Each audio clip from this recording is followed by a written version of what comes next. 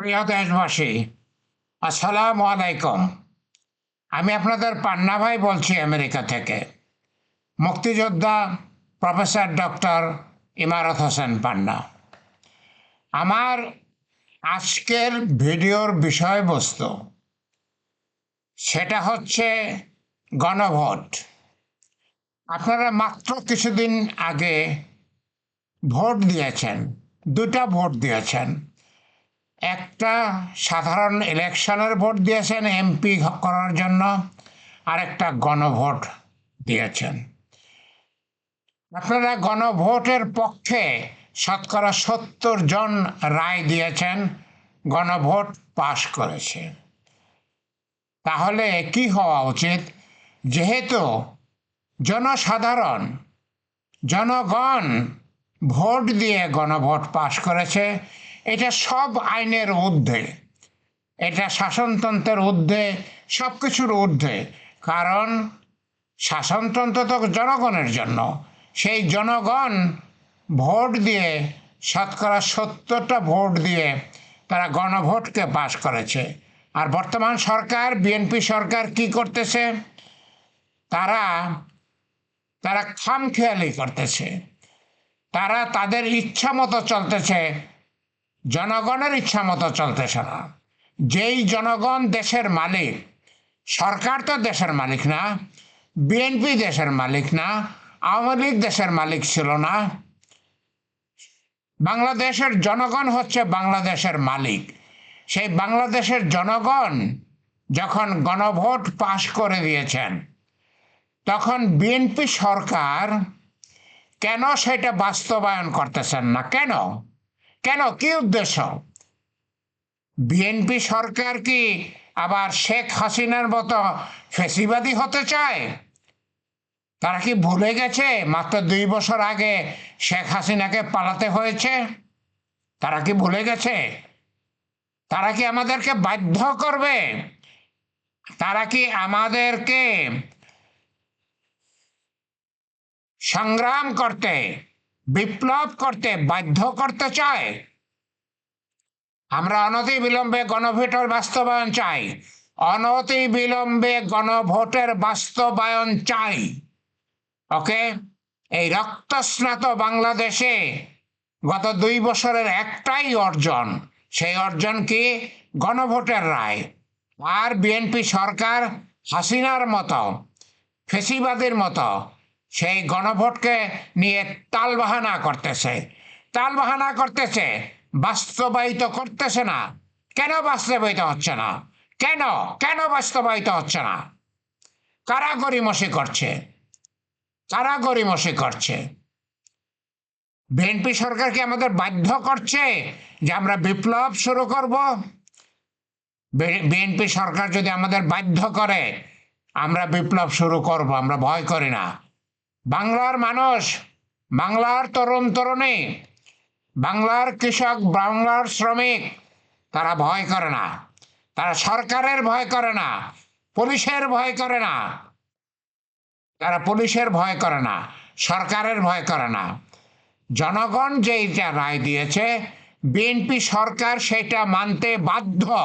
তাদের কোনো ক্ষমতা নাই সেটা না মানার। তারা যদি সেটা না মানে, আমরা তাদেরকে বাধ্য করব। আমরা বিপ্লব করব, আমরা সরকার উল্টায় দেব, আমরা বিপ্লবী সরকার করব। আমরা আবার জনদরদি জনদরদি ইউনূস সাহেবকে যে কোনো প্রকারে বাংলাদেশের প্রেসিডেন্ট হতে রাজি করব। আমরা বিপ্লব করব যদি বিএনপি সরকার আমাদের বাধ্য করে। আমরা করতে চাই না।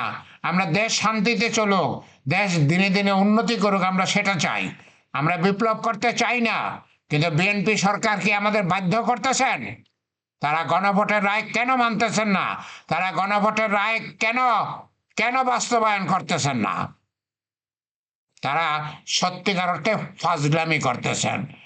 বাংলার ১৮ কোটি, বাংলাদেশের ১৮ কোটি মানুষের সাথে তারা ফাজলামি করতেছেন, তারা নিমক হারামি করতেছেন, তারা বেইমানি করতেছেন। তারা যদি অনতিবিলম্বে গণভোটের রায় বাস্তবায়ন না করেন, তাহলে আমরা ধরে নিব তারা চান আমরা বিপ্লব করি, আমরা বিপ্লব শুরু করব। আর বিপ্লব যদি একবার শুরু হয় তাহলে ওই গদি থেকে লাথি মেরে সরায় না দেওয়া পর্যন্ত বিপ্লব শেষ হবে না। হাসিনার পরিণতি হবে, হাসিনার পরিণতি হবে। মনে রাখবেন, আপনারা যদি গণভোটের রায় বাস্তবায়িত না করেন তাহলে আপনাদেরকে আমরা ছুঁড়ে ফেলে দেব, ছুঁড়ে ফেলে দেব, হাসিনাকে যেভাবে ছুঁড়ে ফেলে দিয়েছি। ওকে, হাসিনাকে যেভাবে ছুঁড়ে ফেলে দিয়েছি আপনাদেরকে আমরা ছুঁড়ে ফেলে দেব। আমি মুক্তিযোদ্ধা পান্না বলছি, আমি 11 সেক্টরের কোম্পানি কমান্ডার পান্না বলছি, আমি 11 সেক্টরের গেরিলা কমান্ডার পান্না বলছি। আমি ভারতে ট্রেনিং নিয়েছি। মুক্তিযোদ্ধারা অস্ত্র জমা দিয়েছে কিন্তু ট্রেনিং জমা দেয় নাই। আমরা আবার যুদ্ধ করব। আমরা মুক্তিযোদ্ধারা জুলাইয়ের জুলাইয়ের জুলাইয়ের সেই সেই পাগল সেই পাগল ছাত্র জনতা, কৃষক, শ্রমিক, আমরা আবার দেশে বিপ্লব করব। এবার আমরা বিপ্লবী সরকার করব, কারো ফাজলামি মেনে নেব না। ওই অন্তর্বর্তী সরকার করাটাই হচ্ছে সবচেয়ে বড় ভুল।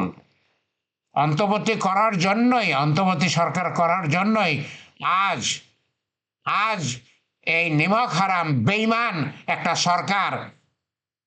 সরকারি পালন করার জন্য এসেছে, কিন্তু তারা পালন করতেছে না, তারা পালন করতেছে না। জনগণ যেই ম্যান্ডেট দিয়েছে, জনগণ যেই ভোট দিয়েছে, গণভোটের সেই রায় তারা বাস্তবায়ন করতেছে না, তারা ফাজলামি করতেছে, তারা গড়িমসি করতেছে। আমরা তাদেরকে খুব বেশি দিন এই গড়িমসি করতে দেব না। অনতিবিলম্বে যদি বিএনপি সরকার গণভোটের রায় বাস্তবায়িত না করেন, আমরা ধরে নেব যে বিএনপি সরকার চান আমরা বিপ্লব করি। আমরা বিপ্লব করব। আমরা বিপ্লব শুরু করলে থামবো না। আমরা সরকারকে গদি থেকে উল্টে ফেলে দিয়ে বিপ্লবী সরকার করে তারপরে থামবো। প্রিয় ভাই ও বোনেরা, তৈরি হন, তৈরি হন প্রিয় ভাই ও বোনেরা। আমাদেরকে বিএনপি সরকার বাধ্য করতেছে, বাধ্য করতেছে বিপ্লব করার জন্য। আমরা করতে চাই না, কিন্তু বিএনপি সরকার বাধ্য করতেছে। অনতিবিলম্বে বিএনপি সরকার যদি গণভোটের রায় বাস্তবায়ন না করেন, অনতিবিলম্বে বিএনপি সরকার যদি গণরায় বাস্তবায়ন না করেন, আমি মুক্তিযোদ্ধা পান্না, 11 সেক্টরের কোম্পানি কমান্ডার, গেরিলা কমান্ডার পান্না, কর্নেল তাহারের সাথে সম্মুখ সমরে যুদ্ধ করেছি, ভারতে ট্রেনিং নিয়েছি। আমি তখন ঢাকা বিশ্ববিদ্যালয়ের ছাত্র ছিলাম। ঢাকা বিশ্ববিদ্যালয় ফেলে দিয়ে আমি ভারতে গিয়েছি, ট্রেনিং নিয়েছি। 11 সেক্টরের কোম্পানি কমান্ডার, গেরিলা কমান্ডার হিসাবে আমি যুদ্ধ করেছি কর্নেল তাহারের সাথে সম্মুখ সমরে। আমি আবার যুদ্ধ করব। 77 বছর বয়স হয়ে গেছে, কিন্তু বুড়ো হয়ে যায় নাই। আমার কোমরে এখনো বায়োনেটের আঘাত আছে। আমি যুদ্ধে আহত হয়েও মরে যাই নাই। 77 বছর হয়ে গেল, বুড়ো হয়ে যায় নাই। আবার যুদ্ধ করব, আবার যুদ্ধ করব বাংলার জনতাকে নিয়ে, বাংলার ছাত্র শ্রমিক জনতাকে নিয়ে, বাংলার কৃষককে নিয়ে, বাংলার মুক্তি পাগল জনতাকে নিয়ে আবার যুদ্ধ করব, বিপ্লব করব, সরকারকে ছুঁড়ে ফেলে দিব, বিপ্লবী সরকার করব। আল্লাহ আমাদের সহায় হন, আল্লাহ আমাদের সহায় হন। আল্লাহ সহায় না হলে তো কিছুই হবে না। আল্লাহ আমাদের সহায় হন। আমিন।